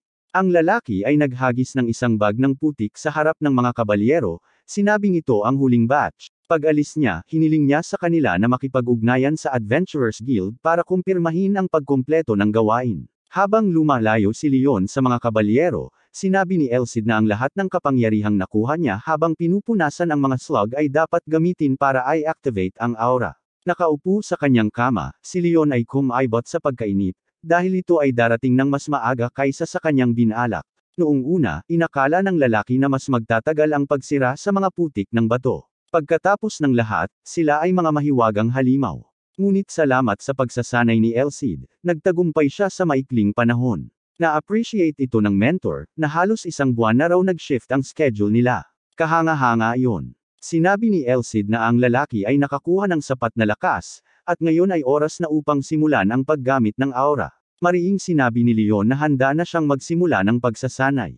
Naalala ng batang lalaki na ang mga inapo ng mga marangal na pamilya tulad ni Leon ay binigyan ng kapangyarihan ng aura mula sa kapanganakan. Pinakain nila ang kanilang mga katawan ng mga potion, na nagtatayo ng pundasyon para dito. Ang pagbuo ng aura ay mas mahirap para sa mga ordinaryong tao na ma-access. Sobra para sa pagkakaiba ng klase. Nagpasya si Elsid na linawin ang isang mahalagang punto. Hindi lahat ay nakaligtas sa panahon ng paglilinis at pagbubukas ng mga channel ng aura. Ang balitang ito ay labis na nabalisa kay Leon. Ayaw niyang mamatay nang hindi nakakabisado ang kanyang aura. Tiniyak ng tagapagturo ang bata, sinabi na ang mahika na natanggap niya pati na rin ang banal na espada ay hindi papayag na mangyari ito. Sinabi ni Spirit na paprotektahan nila ang kanyang mahahalagang bahagi ng katawan at sisidlan. Sabay-sabay nilang pagagalingan ang mga ito para maging maayos ang lahat. Gayunpaman, magkakaroon ng sakit. Ang espiritu ng Holy Sword ay nagbanta na kung ang lalaki ay mawalan ng malay, ang paglilinis ay hindi gagana. Bahala na siyang gisingin ang aura. Umirap si Elsid, nagsimula ng hindi maibabalik na proseso. Nagulat si Leon sa dami ng mga espadang gawa sa liwanag. Ang isa sa kanila ay dumiretso sa likod ng lalaki. Napabuntong hininga ang sensasyon. Isang sigaw ng sakit ang bumungad sa Leon. Bumulwak ang dugo mula sa kanyang bibig sa iba't ibang direksyon. Ang banal na espada ay naglunsad ng mga paglabas ng kidlat sa Leon, na nagpamilipit sa katawan ng lalaki sa sakit. Ang lalaki ay nasa isang semi-conscious na estado at hindi makalabas dito. Ang tanging magagawa na lang niya ngayon ay magdikit ang kanyang mga ngipin at pilitin ang buong lakas na huwag mawala ng malay. Habang pinagmamasdan ang bumagsak na katawan ng lalaki, sinabi ni Elsid na dapat niyang mapaglabanan ang 10 espada. Natitiyak ng tagapagturo na kakayanin ng bata ang paghihirap. At pagkatapos ay gising ang kanyang aura. Maya-maya, sa wakas ay iminulat ni Leon ang kanyang mga mata. Ramdam niya ang pagdaloy nito sa loob niya na umiikot sa buong katawan niya. Isang malakas na puwersa ang gumagalaw sa loob niya. Pakiramdam niya ay naging mas malakas siya kaysa sa iba. Parang kaya niyang gamulong ng mga bundok. Kumunat ang noo ni Elsid sa excited na bata.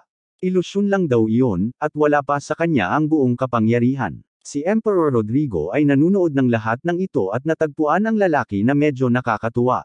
Dahil nagawa niyang gisingin ang kanyang aura ng napakaaga, naisip ng Sword Spirit na tama ang pinili niya tungkol sa bata. Gayunpaman, ang emperador ay may hindi nasisiyahang mukha. Malinaw na hindi sang-ayon si Rodrigo sa espiritu. Para sa kanya, ang lakas ng bayani ang nauna, hindi ang kanyang mga hangarin at hangarin. Gayunpaman, pinaalalahanan siya ng espiritu na ang lahat ng ginawa ng emperador ay hindi sumunod sa resulta. Hindi niya ginamit ang kanyang kapangyarihan para ipakita ang banal na espada. Ipinaalala sa kanya ng espiritu ng espada na siya ang banal na bayani ni Rodrigo, at si Leon ang kanyang kahalili. Kaya oras na para tumigil siya sa pakikialam at tahimik na pagmasdan ang mga ito. Bulong ni Elsid na inaasahan niyang 5 espada lang ang kakayanin ni Leon. Ang nagawa lang nila sa ngayon ay buksan ang mga aura channel. Ngayon kailangan nilang sumailalim sa napakaraming pagsasanay upang magamit ito ng maayos. Sa ngayon, ang Leon ay nasa simula pa lamang ng isang mahabang paglalakbay. Tumango si Leon, na nagpapatunay na alam niya ang lahat ng ito, ngunit nadama niya na ang kanyang pisikal na kakayahan ay hindi nagbago.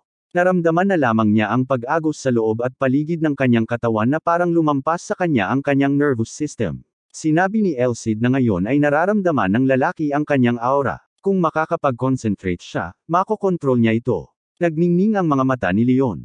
Napagtanto niya na ito ay isang kasanayang nais niyang makabisado. Pinigilan ni Elsid ang bata, na iniisip na kailangang ulitin ang mga pangunahing kaalaman sa paggamit ng aura. Ipinaalala niya sa kanya na ang aura ay may individual na katangian. Ipinaliwanag ng espiritu na kadalasan ito ay isa sa 5 elemento. Kahoy, apoy, lupa, bakal, tubig. Ngunit maswerte ang bata sa kanyang aura, dahil iba ito. Naalarma si Leon at tinanong ang kanyang tagapagturo na ipaliwanag kung ano ang ibig sabihin ng kanyang mga salita. Sinabi ni Elsid na ang kanyang aura ay may katangian ng araw. Ito ay liwanag at apoy. Laking gulat ni Leon nang marinig na ang pinakamataas na katangiang ito ay kumakatawan sa hustisya. Tuwang-tuwa ang lalaki sa balitang ito dahil ang hustisya ang kanyang pangunahing halaga, na sinisikap niyang protektahan. Gayon din, ang maalamat na dakilang bayani ay may ganitong katangian. Buntong hininga, sinabi ni Elsid na kailangan nilang mag-summarize bago nila simulan ang pangunahing bahagi ng pagsasanay. Nagpakita ang mentor ng mga istatistika na ibang-iba sa huling pagkakataon. Tumaas ang stamina ng guy at maraming skills ang nag-improve, pati na rin ang kanyang aura. Laking gulat ni Leon na hindi pa siya nagsisimula sa pagsasanay, at nasa level 3 na ang kanyang aura. Iniugnay ito ni Elsid sa katotohanan na ginamit ng lalaki ang acceleration bago niya gisingin ang kanyang aura.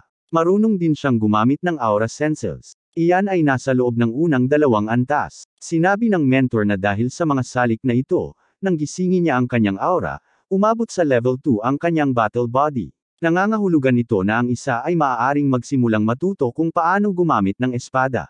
Hindi napigilan ni Leon ang kanyang kagalakan. Sa wakas, natutunan na niya ang pagiging espada ni Rodrigo. With happy twinkles in his eyes, Leon asked if they will start today. Sumagot si Elsid na hindi pa ganap na nakaka-recover si Leon. Bago sila magsimula sa pagsasanay, nadama ng espiritu na mahalagang sabihin sa kanila na ang kanilang mga kaaway ay lumitaw sa lungsod. Hindi raw niya alam kung nasaan sila, pero kitang-kita niya ang aura nito. Binanggit ng mentor na dahil si Leon ay isang bayani sa hinaharap, dapat niyang harapin ang kanyang mga detractors. Sinabi ni Elcid na paminsan-minsan, ipinagtanggol ng mga bayani ang mundo mula sa mga halimaw at bandido. Nagtaka si Leon kung sino ang dumating sa lungsod. Sumagot ang espiritu na hindi na ito mahalaga ngayon. Kung gusto ng isang lalaki, maaari niyang tawaging minions of the devil. Ngunit upang labanan sila, ang espiritu ng banal na espada ay nagrekomenda upang makakuha ng lakas. Tutol si Leon, nag-aalok na kunin ang panganib. Desidido siyang maging bayani. Sinabi ni Elcid na tila nakahiga ang mga kalaban sa loob ng mahabang panahon, dahil hindi niya ito nararamdaman ngayon. Ngunit inakala niya na sa loob ng halos 2 buwan ay magsisimula na silang lumipat. Kaya sa ngayon patuloy silang magsasanay, at pagkatapos ay lalaban sila sa kanilang mga kaaway. Ipinaalam sa kanya ng kanyang mentor na mula ngayon, malalaman na ni Leon ang kanyang tunay na layunin. Para magawa ito, dadaan siya sa dagat ng dugo at puot. Sa madaling araw, pumunta si Leon sa gusali ng Adventurers Guild. Doon, sinabi sa kanya ni Miss Lee na nakatanggap siya ng mensahe mula sa mga gwardya sa dingding, at natapos ang misyon.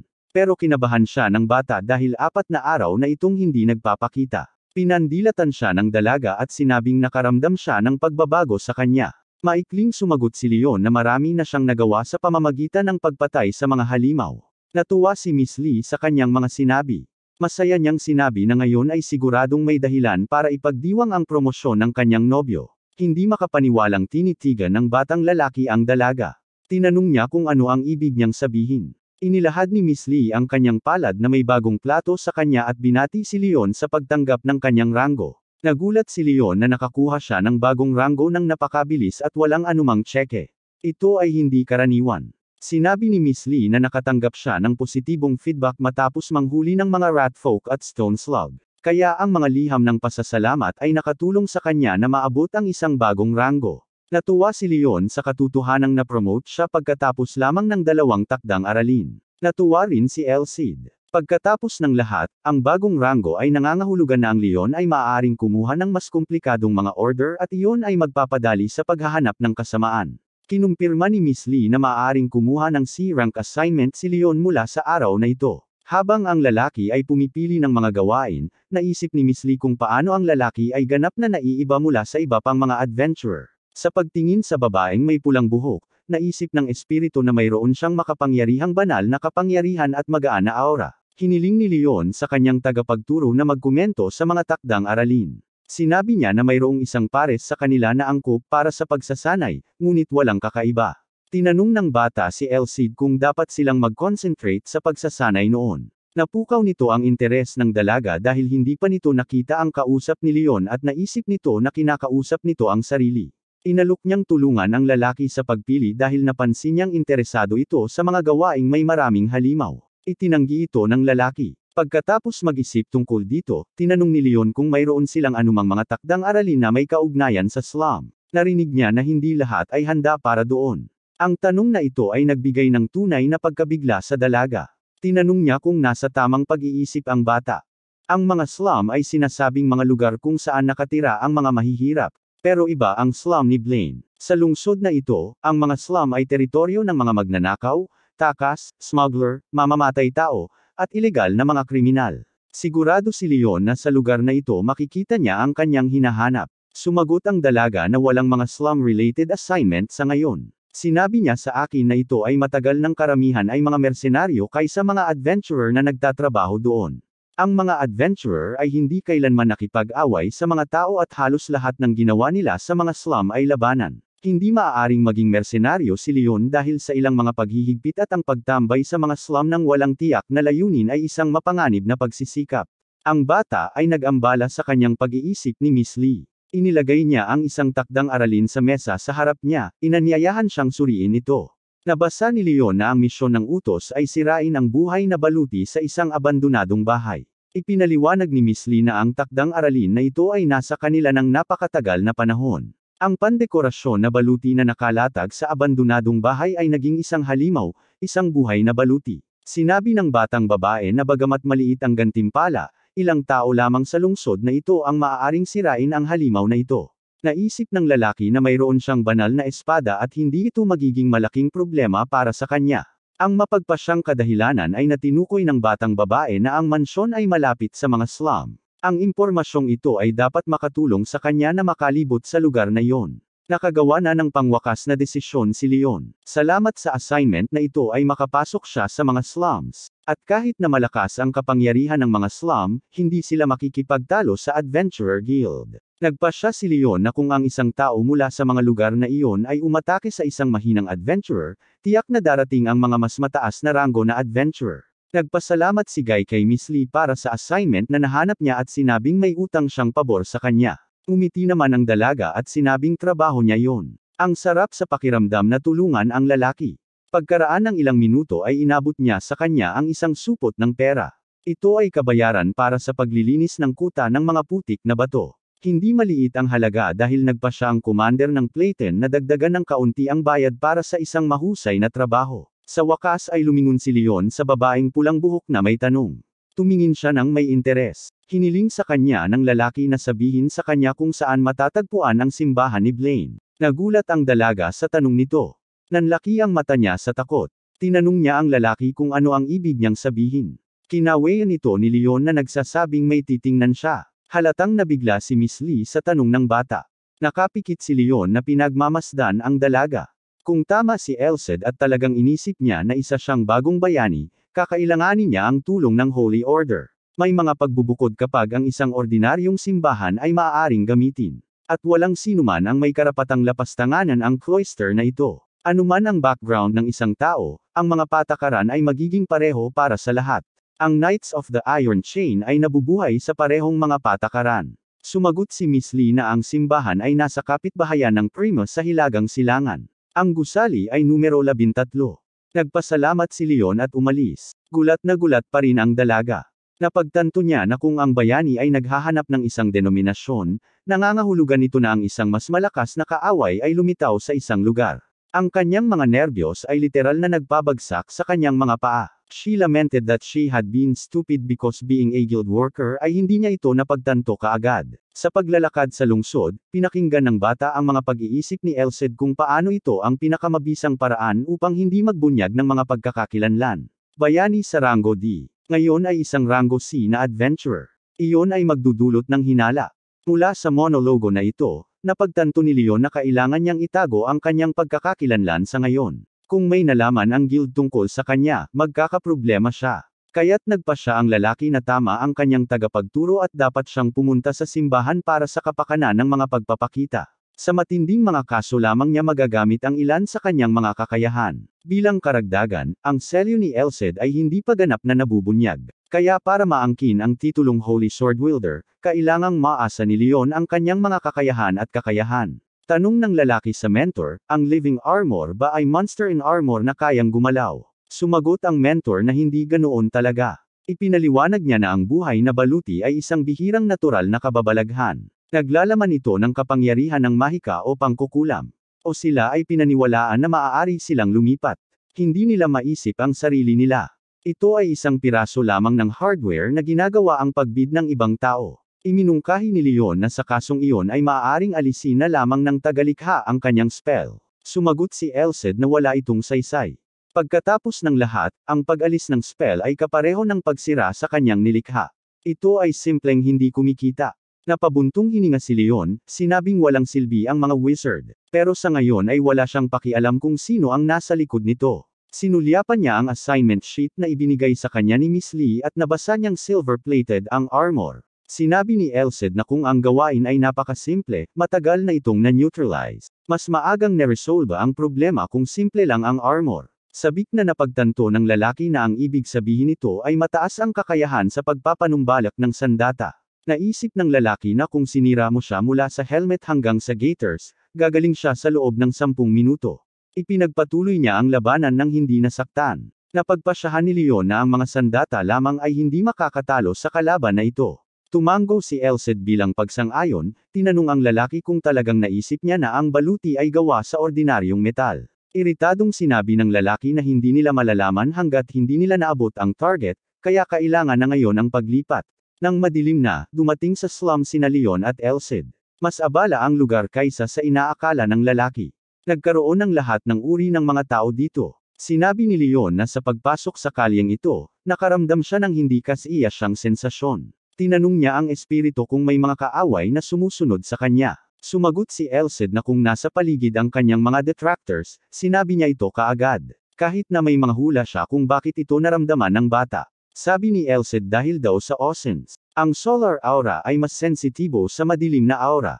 At dahil masyadong bata si Leon, lahat ay nakatingin sa kanya at nag-e-explore. Ang masamang aura ng mga taong ito ay bumabalot sa lalaki, at ito ay nagpaparamdam sa kanya ng kakaiba.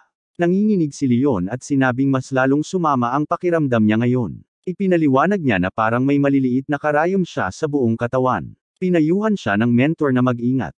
Ipinaliwanag ni Elsid na ang lahat ng masasamang aura na iyon ay hindi makakasakit sa lalaki, ngunit ang ilan sa mga ito ay maaaring mapanganib. Sa mga lugar na ito, ang mga tao ay maingat sa mga estranghero. Sa ngayon, kailangan lang ni Leon na tumuon sa gawaing kinakaharap at bigyang pansin. Huminto si Leon sa harap ng isang madilim at madilim na gusali na may mga itim na uwak na umaaligid sa itaas nito.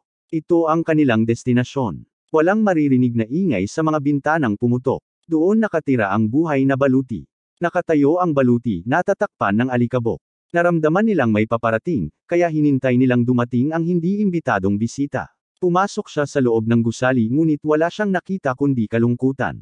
Madilim ito at nababalot ng alikabok at sapot ng gagamba. Madilim ang paligid, kaya't ang banal na espada ay madaling gamitin habang ito ay kumikinang na may maliwanag na liwanag. Masigasig na pinasalamatan ni Leon si Elsid at sinabing napakadali nito. Hindi pinahahalagahan ng espiritu ang kagalakan ng bata at pinayuhan siya na kumuha ng flashlight sa susunod dahil hindi dapat makita ng mga tao ang kanyang espada. Nangako si Leon na sa susunod ay mas maingat niyang iimpake ang kanyang mga gamit at siguraduhing kumuha ng flashlight. Biglang lumabas ang unang buhay na baluti mula sa kadiliman at marahas na itinutok ang kanilang mga sandata kay Leon. Ang mga mata ng halimaw na ito ay kumikinang ng maliwanag, na minarkahan ang isa na magiging bago nitong biktima. Sinulyapan ni Leon ang kanyang kalaban at napansin niyang may hawak itong halberd. First time niyang makaharap ang isang kalaban na gumamit ng ganoong armas. Sa pag-indayog, ang kalaban ni Leon ay maaaring maghatid ng mga suntok, saksak, o simpleng tag-ain mula sa balikat.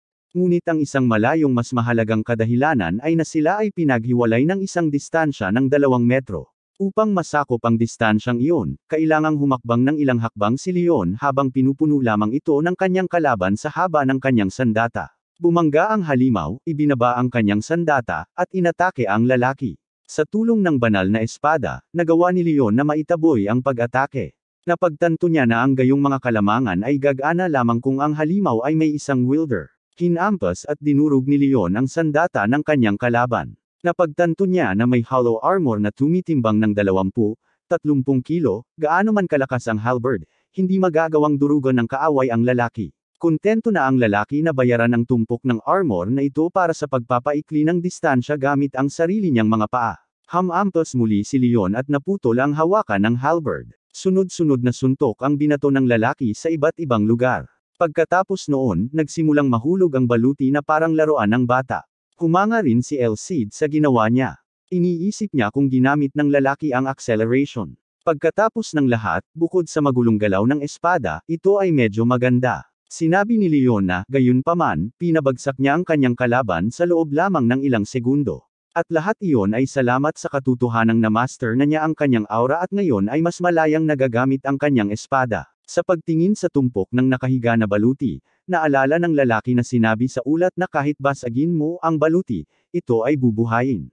Naalala ni Leon na narinig niya na ang mga naturang individual ay may mataas na kakayahan sa pagbabagong buhay. Ngunit sa ngayon, hindi niya naobserbahan ang pagbabagong buhay ng halimaw na ito. Iminungkahi ni Elsid na baka mali ang impormasyon. Sumigaw ang batang lalaki na hindi ito maaaring mangyari, dahil ang maling pag-uulat ay itinuturing na isang pangalawang antas na felony ng guild. Kung may mga nasawi dahil sa hindi makatutuhanang impormasyon, ang guild ang unang magtatakda ng reward para sa paghuli sa taong nagbigay ng maling impormasyon.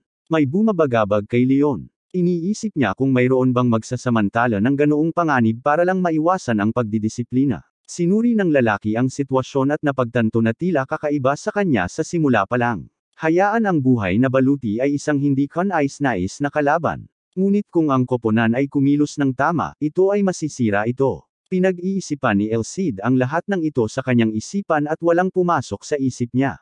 Naisip niya na marahil ay may ilang mga espesyal na pagkakaiba sa pagitan ng mga species. Nag-alok si Leon na mahuli pa ng ilan para tingnan. Sinabi ni El Cid na hindi na kailangang lumayo, dahil ang mga kalaban ay tila sumusulong sa kanilang sarili. Habang sumilip siya sa dilim, nakita nga ng bata ang ilang pares ng kumikinang na mga mata. Ang mga halimaw ay papalapit na may layunin. Mahirap makilala ang anumang bagay sa gayong kadiliman. Kaya hiniling ni Leon kay El Cid na magdagdag ng ilang ilaw. Ikinagalit niya ito, sinabi na ang isang banal na tibak ay hindi isang tanglaw. Ang espada ay kumikinang pa, ngunit hindi isang nakabubulag na liwanag, ngunit isang marangal na liwanag na hindi pumuputol sa mga mata. Dahil sa ningning, nagsimulang sumigaw ang buhay na baluti at tinakpan ang kanilang mga mata sa pagtatangkang iwasan ang liwanag. Nagtataka si Leon habang ang kanyang mga kaaway ay namimilipit nang makita ang kanyang banal na espada. Iniisip niya kung ano ang mali sa kanila. Ngunit pagkaraan ng ilang sandali, inipon ang kanilang lakas, muling sinubukan ng buhay na baluti na salakayin ang lalaki. Sa pagkakataong ito ay inatake ng mga halimaw ang leon kasama ang buong pulutong, na pinilit na palayasin ni Leon ang mga suntok isa-isa. Kahit na mahulaan niya ang direksyon ng kanilang mga suntok, ang mga pag-atake mismo ay ganap na naisakatuparan. Ngunit matagumpay na pinutol ng lalaki ang sunod-sunod na sandata. Ito ay hindi tunay na lakas ng militar, dahil ang kanilang mga suntok ay isinagawa na parang sa pamamagitan ng aklat-aralin. Nagsagawa si Leon ng suntok, na binawasan ang bilang ng mga halimaw na ito. Bilang bigla, ginulo siya ni El Cid at sinabi sa kanya na ang mga nilalang na lumalapit sa kanya ay hindi buhay na baluti. Mayroong ilang mga buhay na baluti na nakaambang, ngunit hindi karaniwan. May kakaibang glow na nagmumula sa kanila. Sinabi ni Mentor na gamitin ang Essence Contemplation Technique para mapagtanto kung sino ang nasa harapan niya. Ngayon ay nakikita na niya siya sa pamamagitan ng mga mata ng mga halimaw na ito at magiging malinaw sa kanya ang lahat. Gaya nga ng sinabi ni El Cid, hindi lang armor. Sa loob nito ay nakakatakot na mga kalansay na tila nag-aapoy mula sa loob na may mga pulang apoy. Hindi maintindihan ng bata kung anong usok ang nanggagaling sa kanila. Ipinaliwanag ni El Cid na ang usok na ito ay isang uri ng hininga ng kamatayan na sumisipsip ng enerhiya ng buhay kung ito ay dumampi sa katawan. Sinabi ni Mentor na ang solar aura ay makatiis, ngunit hindi dapat umasa ng anumang magandang bagay mula sa pakikipag-ugnayan sa mga halimaw na ito. Tinanong ni Leon kung iyon ang dahilan kung bakit nagkaroon ng ganoong reaksyon ang mga bagay na iyon sa kanyang espada. Sinabi ni El Cid na siya ay nasa kalahati lamang ng tama. Pagkatapos ng lahat, kung makatagpo sila ng normal na hininga ng kamatayan sa loob ng baluti, ang liwanag ng banal na espada ay sisira nito nang hindi nag-iiwan ng bakas. Ngunit ang mga demonyong nilalang lamang ang maaaring magkaroon ng gayong pag-ayaw sa banal na espada. Inihayag ng Sword Spirit na may tinatawag na Phantom Armor sa harap nila. Ang dami nilang nagpapahirap sa posisyon ng gay. Ang baluti ay pinagmumultuhan ng mga espiritu na nawalan ng kapayapaan. At ang kanilang kahungkagan ay naging galit sa mga buhay. Napagtanto ni Leon na ang baluti na ito ay mahirap masira. Ito ay hindi masusugatan hanggang sa mawala ang malisya ng masamang espiritu sa loob nito. Kahit pilitin mong sirain ang shell nito, muli at muli itong isisilang. Ang tanging paraan upang ganap na masupol ang Phantom Armor ay upang sirain ang koneksyon sa pagitan ng mga espiritu at ng armor na may kapangyarihan ng aura. Sa kabutihang palad, taglay ni Leon ang pinakahuling banal na sandata, ang banal na espada. Ngunit ang dami ng Phantom Armor ay naglalagay sa lalaki sa isang alanganin. Kaya kung ito ay talagang baluti na puno ng masasamang espiritu, mas makabubuti na umatras at ipagpatuloy ang labanan sa araw. Natarante si El Cid sa dami ng mga nilalang na ito. Hindi sila maaaring lumitaw sa gayong kumpol kung nagkataon, naisip niya. Dahil nakikipag-ugnayan sila sa Phantom Armor, maaaring lumitaw ang mga may sira na item kahit na ginamit nila ang tamang magic formula. Sinabi ni Mentor na ang katotohanan na napakaraming nilalang na matagumpay na nakumpleto ang kanilang reincarnation ay nabuo dahil sa maraming pagkabigo ay nangangahulugan na daan-daang masasamang espiritu ang dumagsa sa mansyon. Takot na tanong ni Leon, iniisip kong napakaraming tao ang nasawi sa lungsod. Sinabi ni El Cid na mababa ang antas ng aktibidad ng masasamang espiritu. Hindi sila maaaring maglakbay ng malalayong distansya o mabuhay man lang. Alinsunod dito, hindi sila maaaring lumipat mula sa bawat distrito. Maaari lamang silang manirahan sa isang slum, sa isang lugar na hiwalay sa batas at awtoridad. Sa loob nito, makukuha mo ang anumang gusto mo gamit ang pera at karahasan. Ayaw ni Leon na iwanan ang lahat ng ganoon. Ngunit napagtanto niyang hindi niya kakayanin ang kanyang kasalukuyang karanasan. Kahit na ang isang banal na espada na maaaring gamitin upang ilipat ang buong simbahan ay walang silbi kung ang lalaki ay hindi malaman ang layunin ng lihim na organisasyon. Nagpasya si Leon na pag-isipan niya ito sa umaga pagkabalik niya. Pagkatapos ng lahat, ang pakikipaglaban sa malalakas na kaaway ay makakatulong sa kanya na maging mas malakas sa kanyang sarili. Binasag ni Leon ang sandata ng unang halimaw sa kanyang dinadaanan gamit ang kanyang espada, na naging sanhi ng pagkabasag nito. Susunod, sa mga tiyak na suntok, nakagawa siya ng maraming pinsala sa lahat ng iba pang sandata. Nang makita na ang sikat ng araw sa bintana, tiningnan ng bata ang mga resulta ng kanyang trabaho. May mga labi ng baluti na nakalatag sa buong koridor. Sinabi ni Elsid na mas marami o hindi gaanong na-dispose nila ang ilan sa kanilang mga kalaban. Mariing sinabi ni Leon na hindi madali ang pakikipaglaban habang nakapaligid. Iminungkahi ng espiritu na ito ay dahil sa mga blind spot ng bata. Tumango si Leon bilang pagsang-ayon. Ipinaliwanag ng lalaki na ang kanyang antas ng paningin ay medyo mataas, ngunit ang mga tao ay may limitasyon. Hindi mahalaga kung paano niya iikot ang kanyang mga mata. Wala pa rin siyang makikita sa likod niya. Ang pakikipaglaban na nakatayo sa dingding ay hindi isang opsyon, dahil hindi siya bibigyan ng maginhawang pagkakataon. Sinabi ni Elsid na ang mga third-rate na tao ay kinokontrol ng mga kondisyon, habang ang mga second-rate na tao ay umaangkop sa mga kondisyon, at ang mga first-rate lang ang nagpapalit ng mga kondisyon sa kanilang lakas at ginagawa silang bentahe. Sumagot si Leon na ito ay isang bagay na kailangan niyang matutunan kung gusto niyang lumaban sa mga slum, dahil ang antas ng panganib ay napakataas doon. Sa gitna pa lamang ng landas, maaaring may bitag, at ang mga taong nagtakda sa kanila ay tatanggo ng eksakto sa mga blind spot ng lalaki.